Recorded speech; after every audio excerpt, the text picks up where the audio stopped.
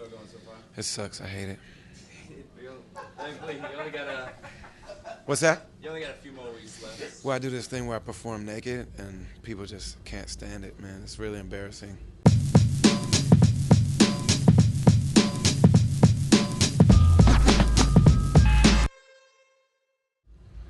But with a few weeks left on the tour, you're just about to wrap it up.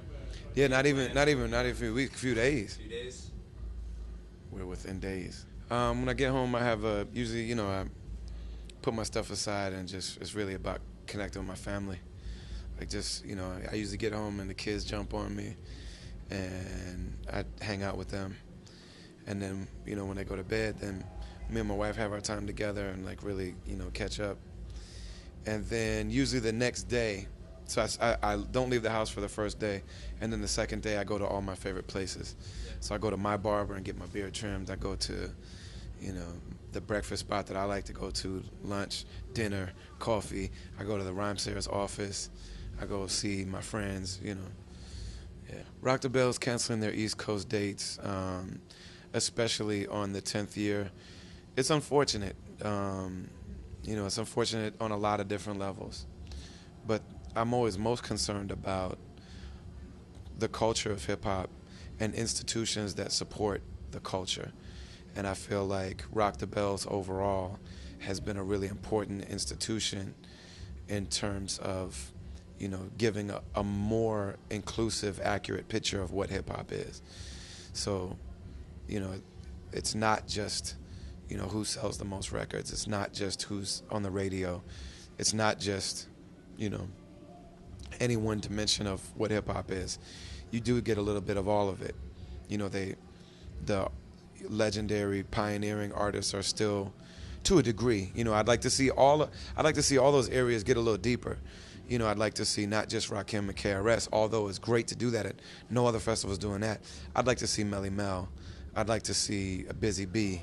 I'd like to see Africa Bambaataa. I'd like to see, these people, MC Light. I'd like to see more women in general. There's a GLBTQ community of hip-hop artists. They should be on Rock the Bells. You know what I mean? That's my opinion, So there's, overall, though, as an institution, that's one of the ones that's really given people a pretty good picture of what hip-hop is and allowed us to celebrate it all as being the same thing. So KRS-One is the same as Brother Ali, is the same as Earl Sweatshirt, is the same as TDE, is this. We're all hip-hop, Well, I had a very interesting experience with KRS-One because when I was 13, I went to a KRS-One lecture and changed my life. And asked him to sign, there's a question and answer section, period, and I asked him to sign a book that I had, and so he brought me on stage and talked to me and signed my book. And I have a picture from that day on my phone, and it was 1990, and I was able to connect with him again and show him the picture and talk to him about it. So that was really cool. That was a really cool thing to happen. I really wanted him to know that you brought me on stage, and what he wrote in the book was unite humanity, KRS-One, and that's a mission that I take very seriously. You know what I mean? So I want him to know that there's somebody out here that has a career doing this, and you're the root of that in a lot of ways. You know what I mean? That's a cool thing to be able to do. Fans do talk about the influence that we have on them as people. And that they make music and that we inspired it. Yeah, I think one of the main contributions that my circle of artists made, me and Immortal Technique and Atmosphere and Tech Nine, is that we laid the foundation for the independent way of creating music and having a career, whether or not. So nobody gives you permission to have a career. You just do your career. You know what I mean? Go direct to the people. So there are a lot of people that do it that way now. That's the norm now. Even people that get on major labels, they build their movement independently and then go to the label. The label doesn't, discover somebody and build them anymore. That just doesn't happen. So more than anything, and not too many people that do it that way actually, understand and you know, really articulate that. And that would be cool if they would do that. You know what I mean? It'd be cool. But it's not, you know, it doesn't change anything. It's not whatever, you know what I mean?